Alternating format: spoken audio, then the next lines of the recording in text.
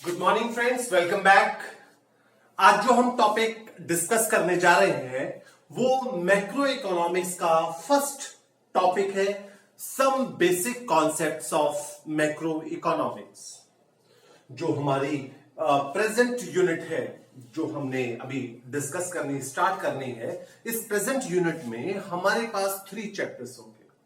Some basic concepts of macroeconomics, then हमारे पास basic concepts of national income, then हमारे पास measurement of national income. ये 3 chapters को मिला के हमारी सीबीएसई की करंट गाइडलाइंस के हिसाब से टोटल वेटेज 10 मार्क्स की बनती है। प्रेजेंट चैप्टर हमारा बहुत ही आसान होने वाला है। थ्योरी डोमिनेटेड चैप्टर है, कोई भी इसके अंदर न्यूमेरिकल नहीं होने वाला। एक दो हम सर्कुलर फ्लो में कुछ एक डायग्राम्स देखेंगे, अदरवाइज डायग्राम्स भी इसमें कुछ खास हमें नहीं दिखने वाले। एनीवेज, अपने डिस्कशन को हम आगे बढ़ाते हैं। Some basic concepts of macroeconomics में हम कुछ बेसिक बातें करने जा रहे हैं, जैसे कि गुड्स कितने तरीके की होती हैं, और concept of depreciation, circular flow of income, investment, in topics के बारे में हम डिस्कशन डिटेल में करने जा रहे हैं। कॉन्सेप्ट को अच्छी तरह से अंडरस्टैंड करने के लिए वीडियो को एंड तक जरूर देखिएगा। हम अपने कॉन्सेप्ट को स्टार्ट करते हैं सबसे पहले टाइप्स ऑफ गुड्स से। Types of goods, basically good किसी भी एक कमोडिटी को बोलते हैं जो या तो प्रोड्यूसर यूज करता है या कंज्यूमर यूज करता है अपनी जरूरतों को पूरा करने के लिए। ये जो गुड्स हैं 4 टाइप्स की होती हैं: final, intermediate, consumer goods and producer goods. I believe ये टॉपिक आपने पहले भी पढ़ा होगा। डिटेल में अब हम इसको डिस्कस करेंगे। Final goods. Final goods by definition ये वो गुड्स हैं जो रेडी फॉर यूज है। बाउंड्री लाइन ऑफ प्रोडक्शन को ये गुड्स क्रॉस कर चुकी है और प्रोड्यूसर भी इसे यूज कर सकता है, कंज्यूमर भी इसे यूज कर सकता है। मैं रिपीट कर रहा हूं, फाइनल गुड्स उन गुड्स को बोला जाता है जो रेडी फॉर यूज है।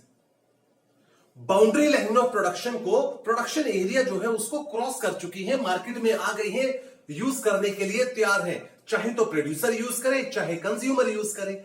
इसीलिए फाइनल गुड्स का भी 2 पार्ट्स में फाइनल गुड्स को डिस्कस किया जाता है: final consumer goods, final producer goods. जैसा कि नेम सजेस्ट कर रहा है, फाइनल कंज्यूमर गुड्स वो गुड्स हैं जो कंज्यूमर के लिए रेडी फॉर यूज है। कंज्यूमर इन गुड्स को यूज करेगा for the direct satisfaction of wants, जबकि फाइनल प्रोड्यूसर गुड्स वो गुड्स होंगी जो प्रोड्यूसर यूज करेगा in the process of production to earn profit. Consumer goods के ऊपर किया गया खर्चा कंजम्पशन एक्सपेंडिचर कहलाएगा, प्रोड्यूसर गुड्स के ऊपर किया गया खर्चा इन्वेस्टमेंट एक्सपेंडिचर कहलाएगा। सो दोस्तों, 4 टाइप्स ऑफ गुड्स के बारे में जो बताया था, ये है हमारी पहली टाइप। पहली टाइप में मैंने आपको बताया, पहला टाइप है final goods, boundary line of production को क्रॉस कर चुकी है, रेडी फॉर यूज है। 2 तरीके की हैं: फाइनल कंज्यूमर गुड्स जो कंज्यूमर यूज करेगा डायरेक्ट सेटिस्फैक्शन ऑफ वांट्स के लिए, इसके ऊपर किया गया खर्चा हमारा कंजम्पशन एक्सपेंडिचर कहलाता है। फिर फाइनल प्रोड्यूसर गुड्स, ये वो गुड्स हैं जो प्रोड्यूसर यूज करेगा in the process of production to earn profit, इसके ऊपर किया गया खर्चा इन्वेस्टमेंट एक्सपेंडिचर कहलाता है। देन हमारे पास सेकेंड टाइप ऑफ गुड्स है इंटरमीडिएट गुड्स। बड़े आसान शब्दों में मैं बताऊं तो यह है raw material. It has not crossed boundary line of production and therefore not ready for use. ये गुड्स अभी ट्रांसफॉर्मेशन प्रोसेस से होके गुजरना है इन्होंने, ये रॉ मटेरियल है, इसको हम एज इट इज नहीं यूज कर सकते, अभी ये ट्रांसफॉर्मेशन प्रोसेस से गुजरेगा। So intermediate goods basically raw material है और ये भी प्रोड्यूसर यूज करेगा, इसको, इन गुड्स को यूज करके वो फाइनल प्रोडक्ट के अंदर कन्वर्ट कर देगा और ये फिर फाइनल प्रोडक्ट मार्केट में बिकने के लिए जाएगा। सिंपल लैंग्वेज में इंटरमीडिएट गुड्स मतलब रॉ मटेरियल, इनके ऊपर किया गया खर्चा इंटरमीडिएट कंजम्पशन एक्सपेंडिचर कहलाता है।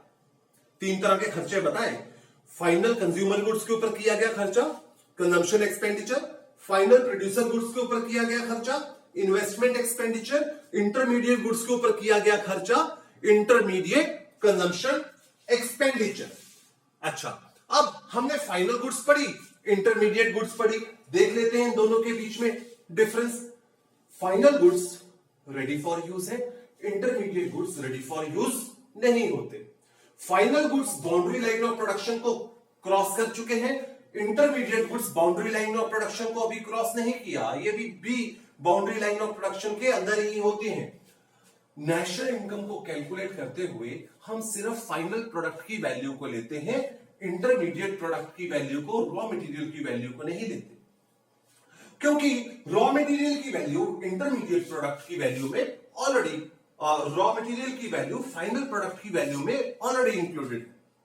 से फॉर एग्जांपल, एक बहुत छोटा सा एग्जांपल, मान लीजिए हमने एक समोसा परचेज किया, समोसा का मार्केट प्राइस है 10 रुपीज, और आपको मालूम है नेशनल इनकम के अंदर, नेशनल इनकम जब हमने कैलकुलेट करनी होती है ना कंट्री की, तो नेशनल इनकम को कैसे कैलकुलेट करते हैं, जितनी भी गुड्स एंड सर्विसेज प्रोड्यूस हुई हैं उसकी मार्केट वैल्यू को सम कर दो तो नेशनल इनकम आता है। रिपीट कर रहा हूं, जितनी भी गुड्स एंड सर्विसेज प्रोड्यूस होती हैं, मार्केट में बिकने के लिए आती हैं, उनकी मार्केट वैल्यू को प्लस कर दो, यही हमारी नेशनल इनकम होती है। सो इस लिहाज से अगर एक समोसा प्रोड्यूस हुआ, वो समोसा 10 रुपए का है मार्केट में उसकी कीमत, सो ये 10 रुपया नेशनल इनकम में इंक्लूड होगा इस डेफिनेशन के हिसाब से। अब आप देखें, उस समोसे को बनाने के लिए कुछ रॉ मटेरियल यूज हुआ, मैदा यूज हुआ है, आलू यूज हुए, कुछ रॉ मटेरियल यूज हुआ। सो इस रॉ मटेरियल की वैल्यू को सेपरेटली इंक्लूड नहीं किया जाएगा नेशनल इनकम में, क्योंकि जो 10 रुपए है, इस 10 रुपए के अंदर आलू की वैल्यू, मैदे की वैल्यू, नमक की वैल्यू, सब सारी वैल्यू ऑलरेडी इंक्लूडेड है। तो इंटरमीडिएट गुड्स की वैल्यू को नेशनल इनकम में इंक्लूड नहीं करते, हम सिर्फ फाइनल प्रोडक्ट की वैल्यू को इंक्लूड करते हैं।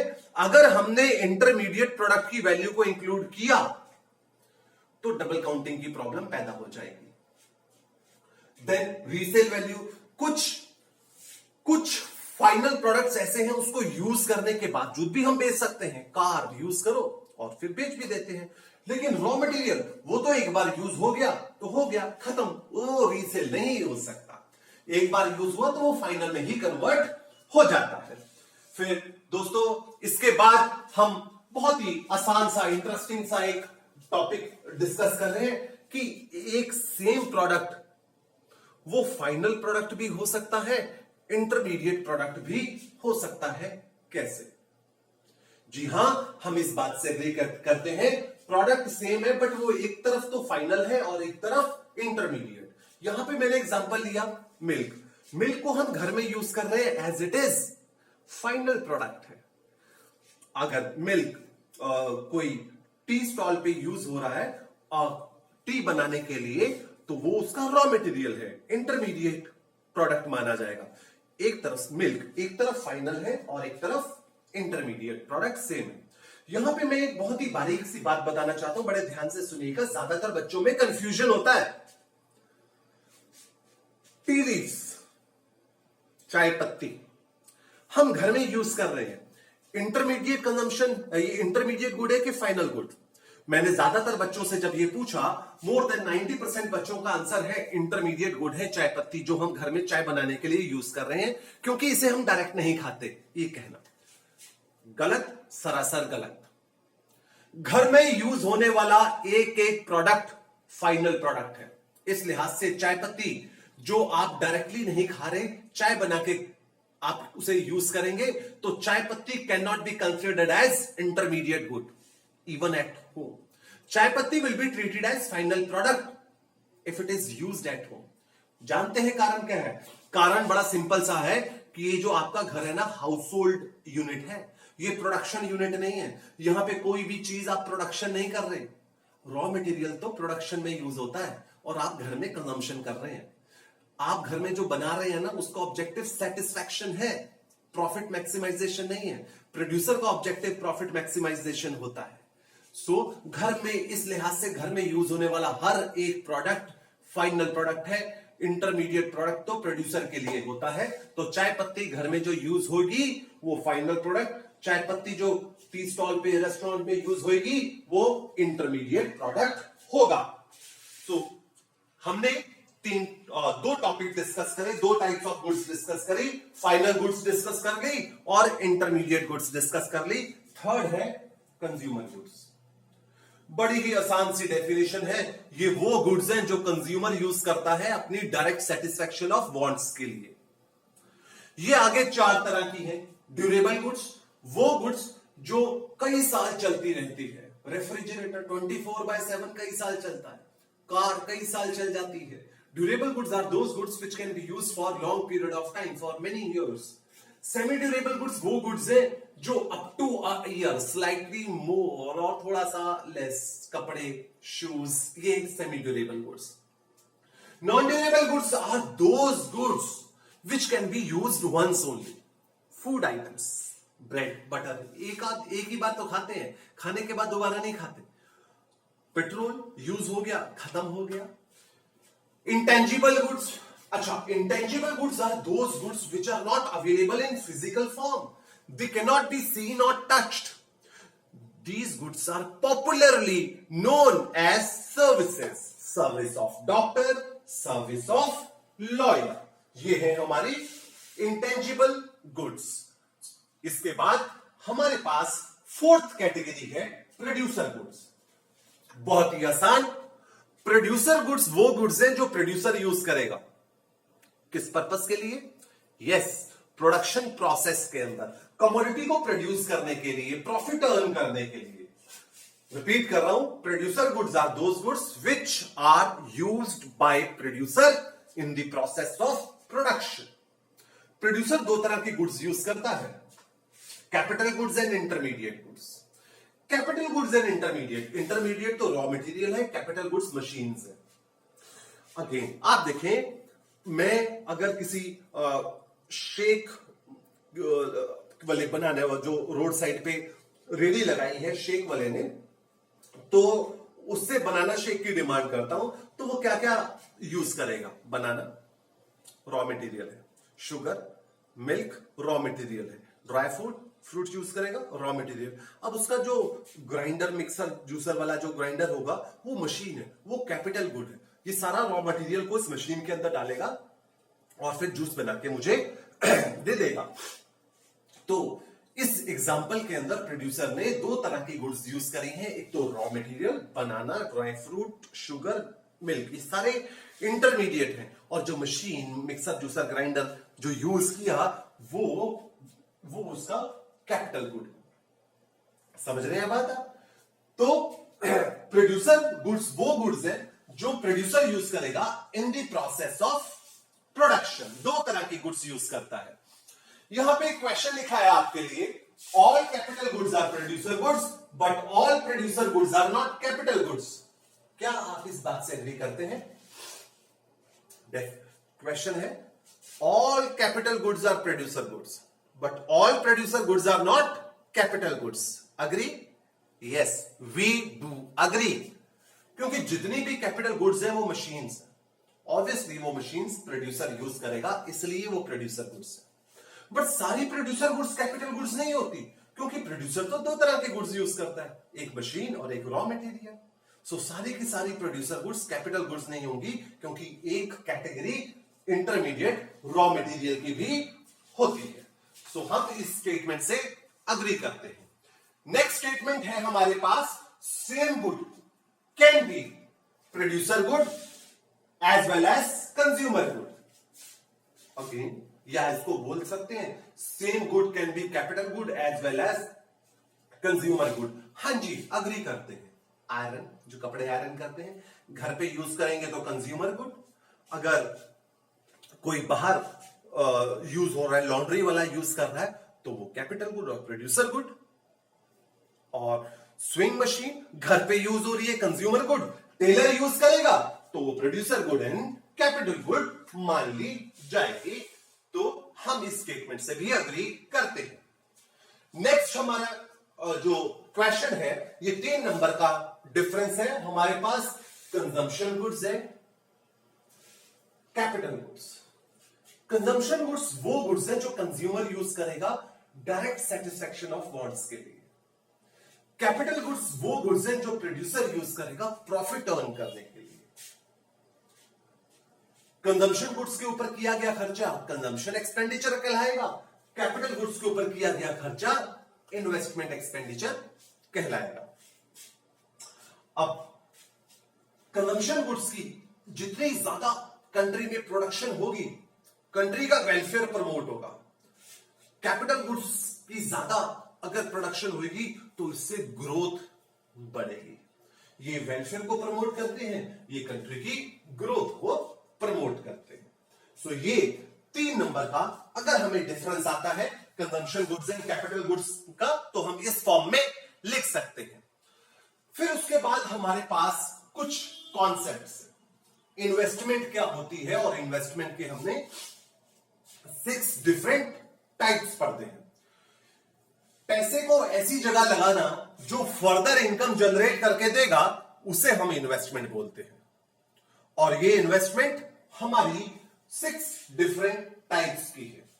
जैसा कि आप देख रहे हैं, फिक्स्ड इन्वेस्टमेंट है, इन्वेंट्री इन्वेस्टमेंट है। पहले इन 2 इन्वेस्टमेंट को मैं आपको समझा रहा हूं। फिक्स्ड इन्वेस्टमेंट, आप देखिए, फिक्स्ड इन्वेस्टमेंट वो इन्वेस्टमेंट है जो मशीन के परचेज के ऊपर खर्च करी गई है। इन्वेंट्री इन्वेस्टमेंट वो इन्वेस्टमेंट है जो रॉ मटेरियल के परचेज के ऊपर पैसा खर्च किया गया है। अब एक प्रोड्यूसर है, उसको मशीनें भी चाहिए, उसके ऊपर खर्चा कर रहा है, वो उसकी इन्वेंट्री, उसकी फिक्स्ड इन्वेस्टमेंट हो गई। और जो रॉ मटेरियल जिससे सामान बनाना है वो उसकी इन्वेंट्री इन्वेस्टमेंट हो गई। फॉर एग्जाम्पल, आप एग्जाम्पल ले सकते हैं, अभी अभी मैंने एक शेक वाले का एग्जाम्पल लिया था। उसने जो मिक्सी के ऊपर खर्चा किया वो फिक्स्ड इन्वेस्टमेंट है।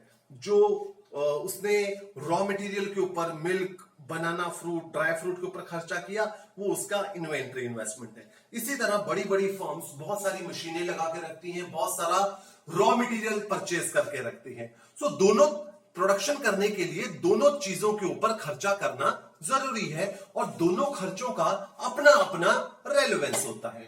फॉर एग्जाम्पल, फिक्स्ड इन्वेस्टमेंट पे खर्चा करेंगे, मशीनों के ऊपर खर्चा करेंगे, तो कंट्री की प्रोडक्शन, कंट्री हो या फिर कंपनी हो, प्रोडक्शन कैपेसिटी बढ़ेगी, आउटपुट बढ़ेगा, इंप्लॉयमेंट बढ़ेगा, जीडीपी बढ़ेगा कंट्री का। ये कंट्री की ग्रोथ में हेल्प करेंगे। और इन्वेंट्री इन्वेस्टमेंट, ये रॉ मटेरियल के ऊपर कंपनी, अगर से फॉर एग्जांपल कंपनी की बात कर रहा हूं, इसने रॉ मटेरियल के ऊपर खर्चा किया है, रॉ मटेरियल स्टॉक करके रखा हुआ है, तो इसकी जो सप्लाई है अनइंटरप्टेड रहेगी, कंटिन्यू। ये नहीं कि खत्म हो गया, कुछ दिन प्रोडक्शन रुक गई, बाद में बाजार में मिल नहीं रहा, तो इसने पहले ही स्टॉक बना के रखा हुआ है, तो इसकी प्रोडक्शन के अंदर कंटिन्यूटी बनी रहेगी और डे टू डे परचेज, हर रोज परचेज करने के झंझटों से छुटकारा मिल जाएगा। समझ रहे हैं आप? अब ये इन्वेंट्री है, ये इन्वेंट्री यहां पे लिखा मैंने 2 तरह की होती है, desired inventory and undesired inventory. Raw material stock करके रखा हुआ है एक मर्जी से, एक रॉ मटेरियल स्टॉक करके रखा हुआ है, मतलब मेरी मर्जी नहीं है, ये अननेसेसरी मेरे को करना पड़ गया, रॉ मटेरियल लॉक करना पड़ गया। एग्जाम्पल के तौर पे, से फॉर एग्जाम्पल, दिवाली के टाइम पे जो स्वीट शॉप वाले होते हैं, they know by their past experience there will be huge increase in the demand for sweets. किसी ने बुकिंग नहीं करवाई, बट उनको पास्ट एक्सपीरियंस से पता होता है, वो 1 महीना पहले ही रॉ मटेरियल इतना सारा परचेज करके रख लेते हैं कि मिठाइयां बनानी है भैया, बहुत बिकेंगी। 4, 5, 6 दिन पहले सेल उसकी पिक होनी स्टार्ट हो जाएगी, तो महीना पहले ही रॉ मटेरियल परचेज करके स्टॉक करके रख लिया। सो ये उनका डिजायर्ड इन्वेंट्री है, उन्होंने एक प्लानिंग के तहत एक अपनी मर्जी से ये इन्वेंट्री बना के रखी।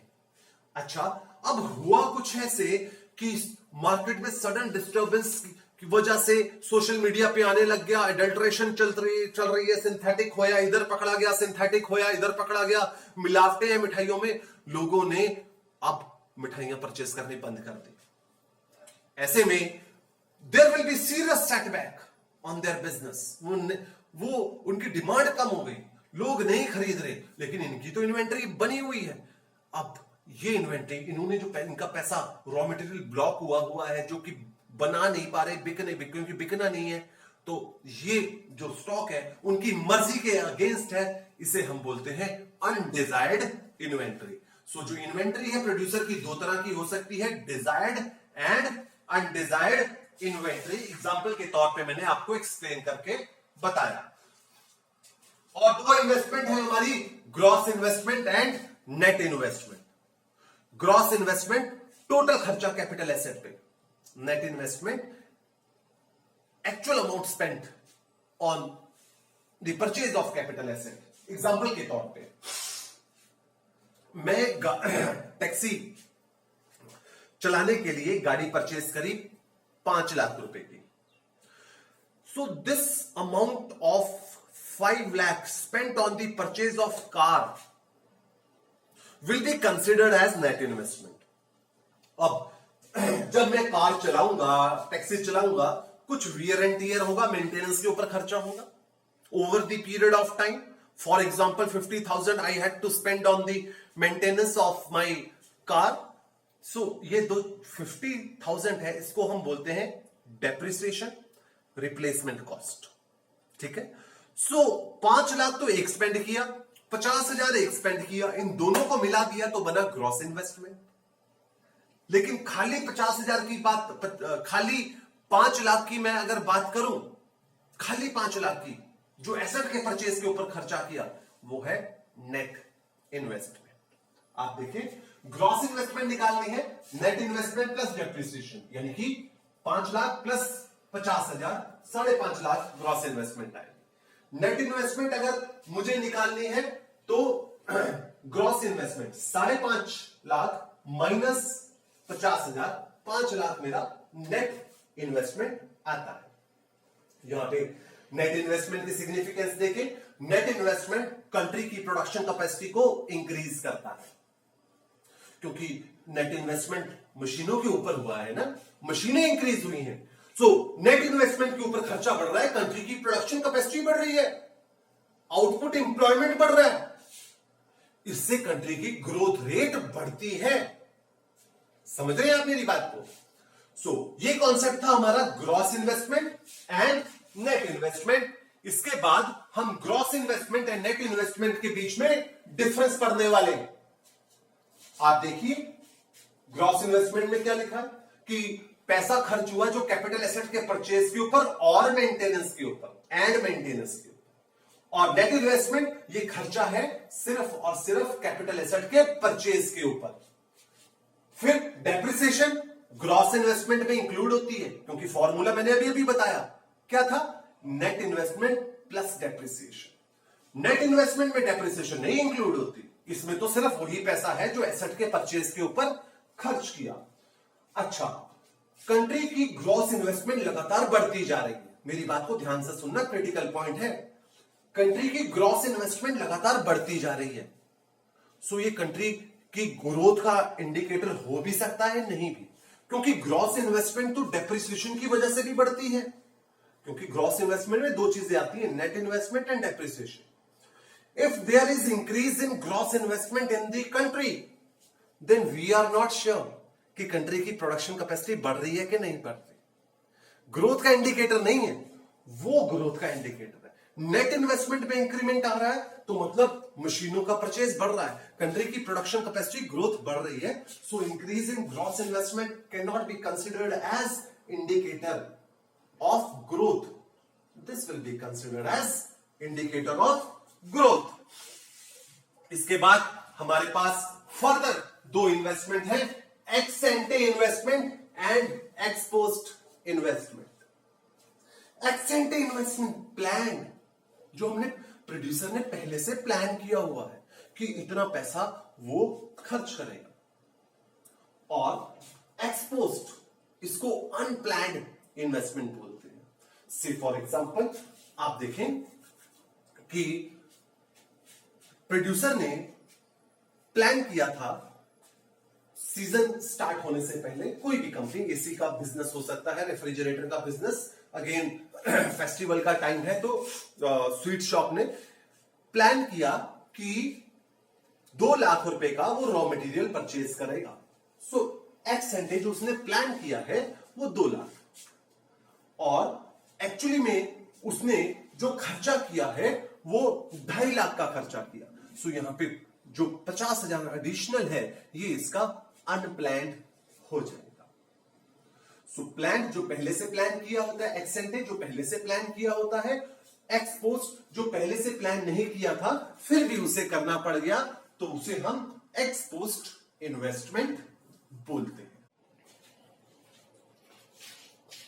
तो दोस्तों हमारा नेक्स्ट जो टॉपिक है वो नेक्स्ट टॉपिक है डेप्रिसिएशन। डेप्रिसिएशन में हम 2-3 कॉन्सेप्ट्स पढ़ेंगे। सबसे पहले तो डेप्रिसिएशन है क्या?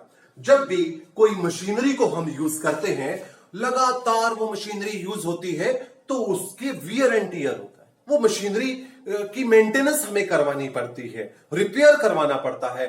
ये रिपेयर मेंटेनेंस के ऊपर किया गया खर्चा ही डेप्रिसिएशन कहलाता है। डेप्रिसिएशन से रिलेटेड हमारा एक कॉन्सेप्ट है डेप्रिसिएशन रिजर्व फंड। होता यह है कि जब मशीनरी खराब हो जाती है तो हो सकता है थोड़ा पैसा खर्च करना पड़े, हो सकता है बहुत पैसा खर्च करना पड़े। अब आप देखिए, मशीनें जब यूज होंगी तो 1 मंथ ऐसा हो सकता है मशीन नहीं खराब हुई, 2, 3, 4, 5 मंथ ऐसे हो सकते हैं मशीनें खराब नहीं हुई, लेकिन एकाएक 2, 3, 4 मशीनें इकट्ठी खराब होगी। उस महीने में हमारे खर्चे बहुत ज्यादा बढ़ जाएंगे, प्रेशर आ जाएगा। इसी पर्पस के लिए डेप्रिसिएशन रिजर्व फंड मैनेज करती हैं सभी फर्म्स। इंडियन कंपनी एक्ट के मुताबिक हर कंपनी को अपनी इनकम का 1% साइड पे रख देना है। ये डेप्रिसिएशन रिजर्व फंड कहलाता है। इस फंड का पर्पस होता है कि जब भी मशीनें खराब होंगी हम इस फंड में से पैसा निकाल के मशीनों की रिपेयर के ऊपर खर्च करेंगे। सो डेप्रिसिएशन के बाद हमारे पास 2 कॉन्सेप्ट है, expected obsolescence and unexpected obsolescence. Obsolescence means नुकसान। कुछ नुकसान एक्सपेक्टेड है, कुछ नुकसान एक्सपेक्टेड नहीं।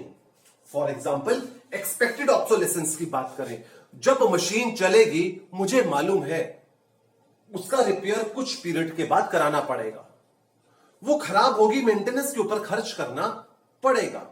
हो सकता है मेरी मशीन जो मैं आज लेके आया हूं, आज तो एडवांस टेक्नोलॉजी थी, बट टेक्नोलॉजी तो लगातार चेंज होती रहती है, कुछ सालों के बाद नहीं आ जाएगी तो मेरी टेक्नोलॉजी पुरानी हो जाएगी, इस वजह से मेरे एसेट की वैल्यू भी गिर जाएगी। सो एक्सपेक्टेड ऑब्सोलेसेंस वो नुकसान है जो मुझे बियर करना पड़ेगा और जो मुझे पहले से ही पता है।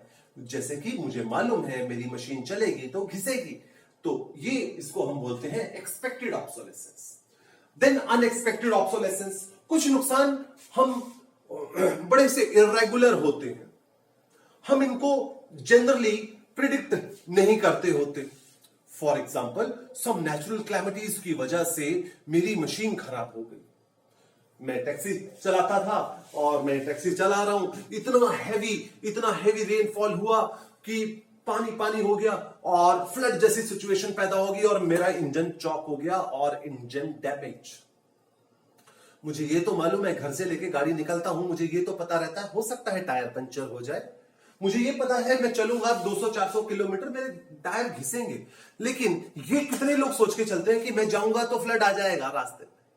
सो ये अनएक्सपेक्टेड ऑब्सोलेसेंस रहता है, जो नुकसान हमने प्रिडिक्ट नहीं किया था।